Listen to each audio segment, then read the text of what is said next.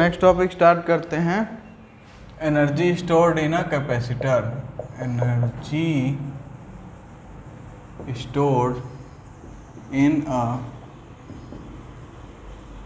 Capacitor.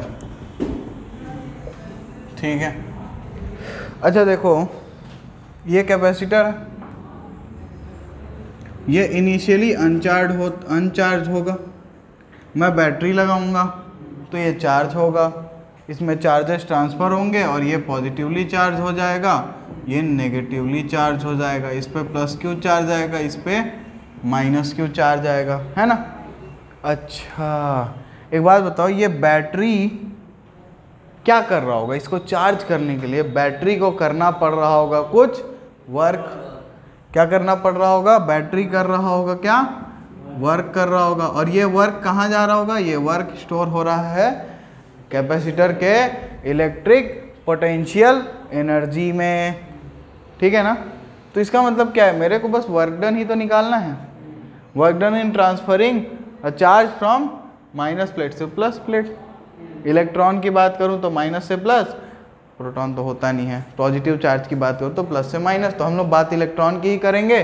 तो एक electron को नेगेटिव प्लेट से पॉजिटिव प्लेट ले जाने में जितना वर्क करना पड़ेगा उसी को हम लोग निकालेंगे फिर। ठीक है। तो एक काम करते हैं,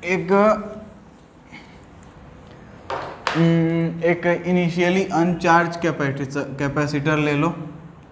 ठीक है। अब इसमें बैटरी अगर आप लगा दिए हो तो ये पॉजिटिव आ चुका है इस पे और ये नेगेटिव आ चुका है इस पे भी, है ना।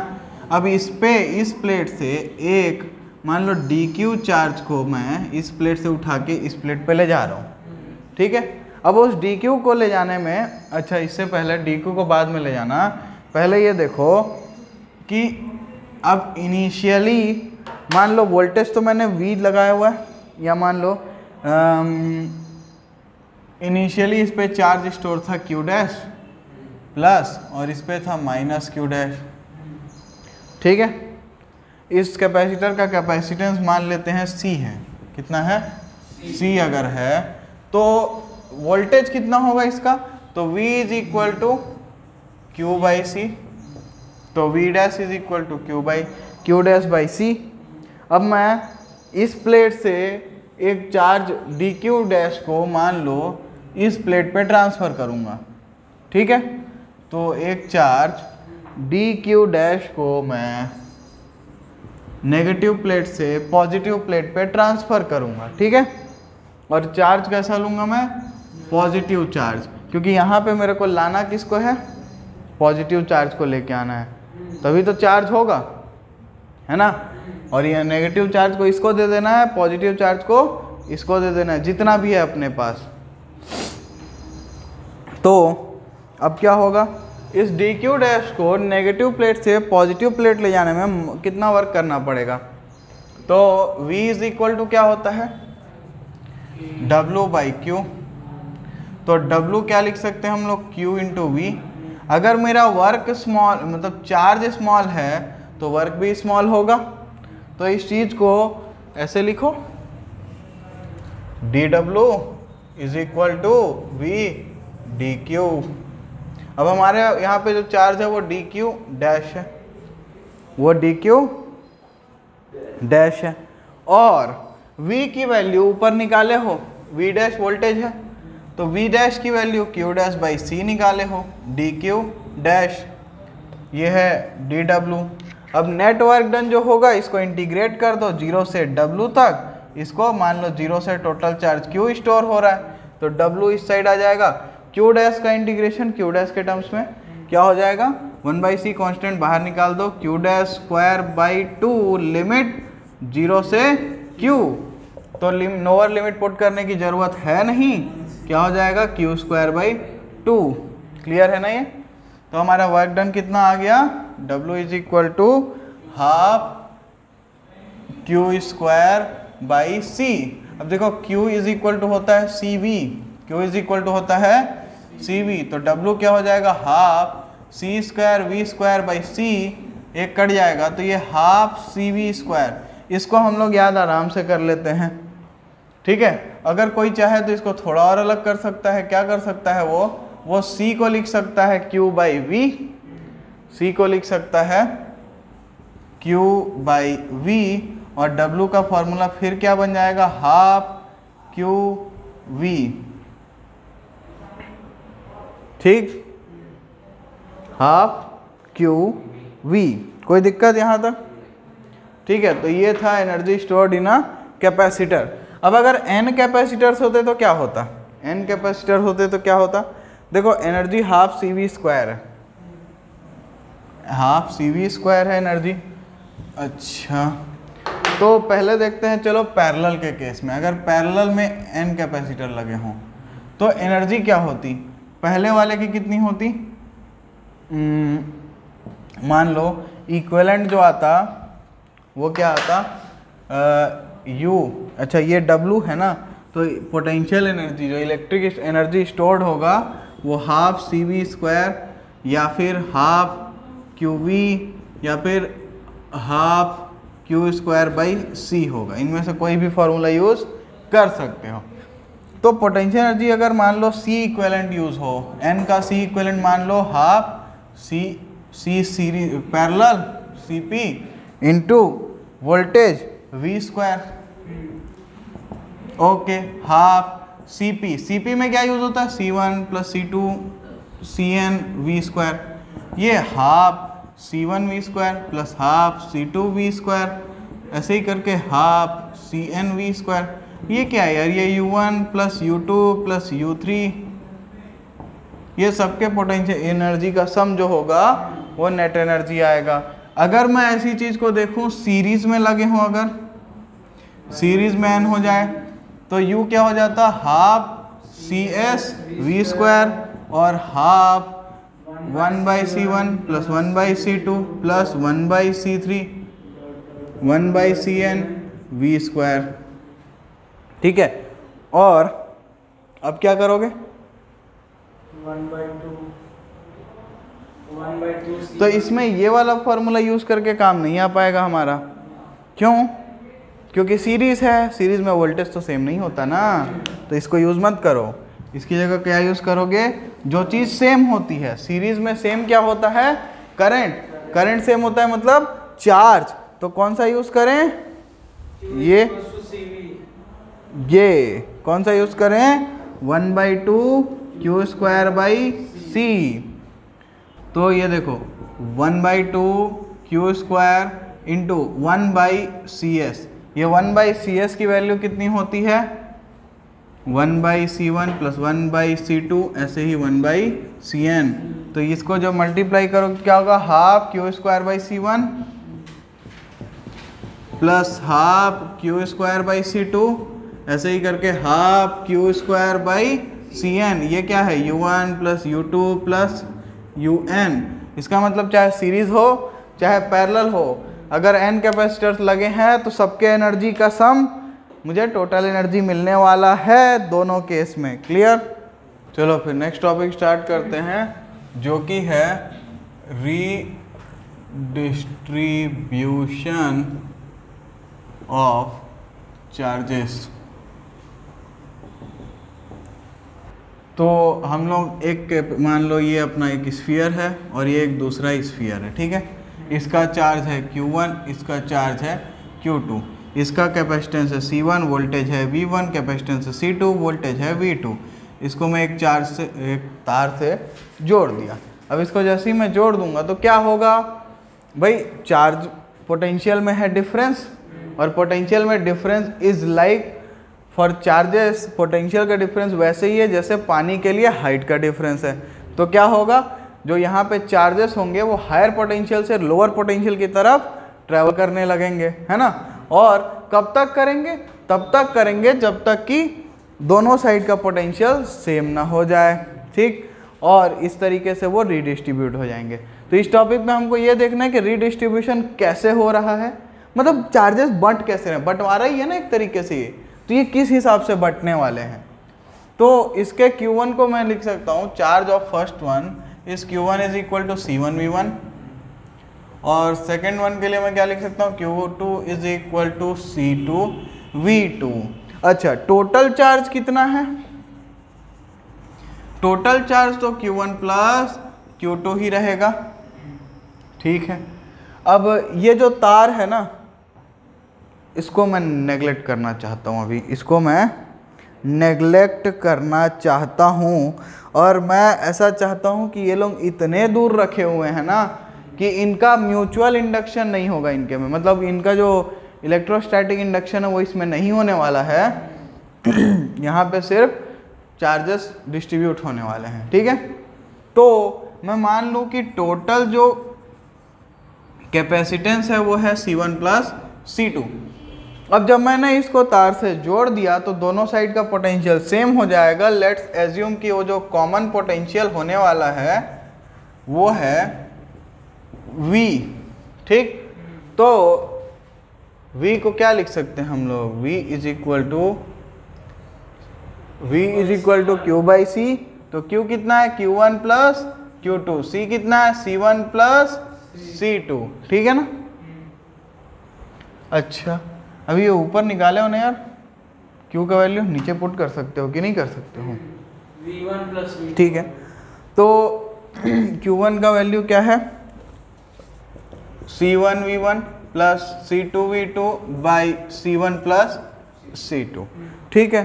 तो ये पोटेंशियल हो गया, कॉमन पोटेंशियल है ये। अब मान लो डिस्ट्रीब्यूशन के बाद अब इसका चार्ज जो है वो हो गया Q1 डैश और इसका हो गया Q2 डैश। अब जब ये चार्जेस डिस्ट्रीब्यूट हो गए Q1 डैश और Q2 डैश, तो Q1 डैश को मैं क्या लिख सकता हूँ? Q1 dash is equal to C1 into V, और Q2 dash is equal to लिख सकता हूँ C2 इंटू वी। तो Q1 dash by Q2 dash को मैं क्या लिख सकता हूँ? C1 by C2। इसका मतलब क्या है कि जो चार्ज है वो डिस्ट्रीब्यूट कैसे हुए हैं? देखो, चार्जेस डिस्ट्रीब्यूट कैसे हुए हैं? जो चार्ज डिस्ट्रीब्यूशन का रेशियो है वो उनके कैपेसिटेंस के रेशियो के इक्वल है। इसको क्रॉस मल्टीप्लाई करके Q1 dash C2 is equal to Q2 dash C1। इसका मतलब क्या है?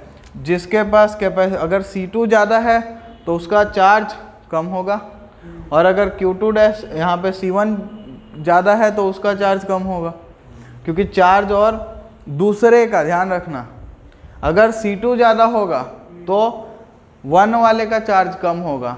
इसका क्या मतलब है कि C2 अगर कैपेसिटेंस ज़्यादा है उसका तो वो ज़्यादा चार्ज स्टोर करेगा, सिंपल है ये, ठीक है। C2 ज़्यादा होगा तो Q1 डैश को कम होना पड़ेगा। Q1 डैश क्या है? फर्स्ट वाले का चार्ज। तो इसका मतलब क्या है? C2 अगर बड़ा होगा तो फर्स्ट वाले को कम चार्ज मिला, मतलब C2 को ज़्यादा चार्ज मिला होगा। ऑब्वियस सी बात है ये तो, ठीक। तो इसके बाद अब चलो देखते हैं कि इसमें एनर्जी का लॉस कितना हुआ, ठीक है। तो नेक्स्ट टॉपिक स्टार्ट करेंगे इसके बाद, loss of energy in redistribution of charges. Last topic आज का रहेगा loss of energy in redistribution of charges, ठीक है। टॉपिक का नाम है, अब देखो C1 और C2 कैपेसिटेंस थे, V1 V2 पोटेंशियल था, ठीक है। ये दो प्लेट्स थी हमारे पास, एक था C1 कैपेसिटेंस का, एक था C2 कैपेसिटेंस का। इनको तार से जोड़े थे, इसका पोटेंशियल V1 था, इसका V2 था। तो पोटेंशियल एनर्जी फर्स्ट वाले का मैं क्या लिख सकता हूँ? U1, जो कि होगा हाफ C1 V1 स्क्वायर, और सेकेंड वाले का U2 क्या लिख सकता हूँ? Half C2 V2 square. यहाँ तक कोई दिक्कत है क्या? नहीं है। अभी पिछले ही डेरिवेशन में हम लोग क्या निकाले हैं कि जो कॉमन पोटेंशियल होगा वो होगा Q1 plus Q2 by C1 plus C2, और ये फाइनली क्या बन गया था? C1 V1 plus C2 V2 by C1 plus C2। यहाँ तक हम लोग पिछले में देख ही चुके हैं। तो फाइनल एनर्जी कितना होगा? फाइनल एनर्जी कितना होगा जब कनेक्शन हो जाएगा? तो दोनों का कैपेसिटेंस C1 C2 ही रहेगा, बट पोटेंशियल कॉमन हो जाएगा तो U फाइनल जो है वो कितना हो जाएगा, half C1 V square plus half C2 V square. तो ये क्या हो जाएगा, half V square C1 plus C2, ठीक है ना। अच्छा, तो V स्क्वायर हाफ है, V का वैल्यू क्या है C1 V1 plus C2 V2 whole square C1 plus C2, नीचे क्या जाएगा C1 प्लस C2 का होल स्क्वायर, एक कटेगा इससे,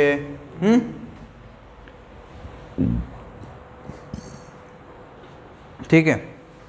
तो अब मेरे को दिखना है इनिशियल एनर्जी कितनी है, इनिशियल एनर्जी इन दोनों का सम होगा, U इनिशियल क्या होगा, half C1 V1 square plus half C2 V2 square. तो मेरा लॉस इन एनर्जी कैसे निकलेगा, loss in energy is equal to वही क्या होगा, U initial minus U final.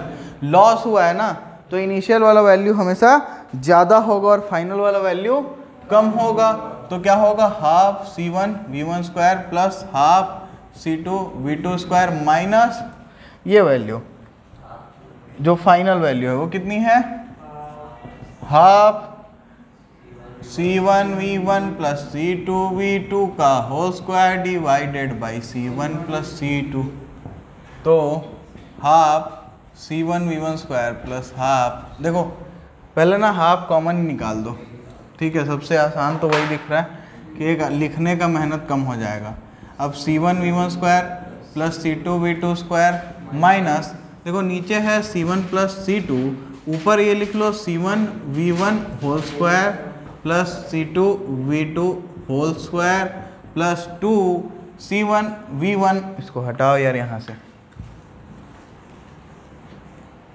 2 C1 V1 C2 V2, ये हो गया। अब देखो half C1 plus C2 LCM ले लें पूरे में, ये पूरे के नीचे है ना, यहाँ मत लिखो, यहाँ लिखो, अच्छा दिखेगा। तो C1 प्लस C2 एलसीएम ले लो, तो ये पूरे में क्या हो जाएगा, C1 प्लस C2, और ये दोनों में मल्टीप्लाई होगा C1 प्लस C2, तो C1 V1 square into C1 plus C2 plus C2 V2 square into C1 plus C2 minus C1 V1 square minus C1 square V1 square C2 square V2 square minus 2 C1 V1 C2 V2, ठीक है ना। अच्छा, तो half नीचे C1 plus C2 common है, छोड़ दो उसको, ये देखो C1 square V1 square plus C1 C2 V1 square plus C1 C2 V2 square plus C2 square V2 square minus C1 square V1 square minus C2 square V2 square minus 2 C1 V1 C2 V2, यहाँ तक तो ठीक है। अब इसमें जो जो चीज़ें मरने वाली हैं उनको मार डालो, तो देखो C1 V1 स्क्वायर और C2 V2 स्क्वायर खत्म। क्या बच रहा है भाई, C1 प्लस C2, तो देखो C1 C2 कॉमन लोगे तो V1 square plus V2 square बचेगा, और इसमें भी तो C1 C2 कॉमन है ना, तो C1 C2 कॉमन निकाल लो, क्या बचेगा, V1 square plus V2 square minus 2 V1 V2। अरे ये आसान हो गया क्या, C1 C2 upon C1 plus C2, ये क्या हो गया, V1 माइनस V2 का होल स्क्वायर, ठीक है।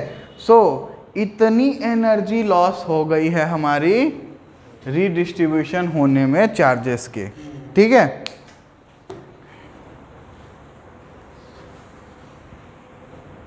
ठीक है, अच्छा देखो हमेशा लॉस ही होगा, गेन नहीं होगा, क्यों, V1 माइनस V2 होगा V1 पॉजिटिव हो V2 नेगेटिव हो, मतलब V1 बड़ा हो चाहे V2 छोटा हो, V2 बड़ा हो चाहे V1 छोटा हो, जो भी वैल्यू अंदर आएगी स्क्वायर होके तो पॉजिटिव ही बनेगी ना। -2 आई तो भी 4 मिलेगा, 2 आया तो भी 4 मिलेगा। इसका मतलब क्या है, हमेशा रिडिस्ट्रीब्यूशन में हमारा एनर्जी का लॉस ही होता है, और वो लॉस होता है इतना।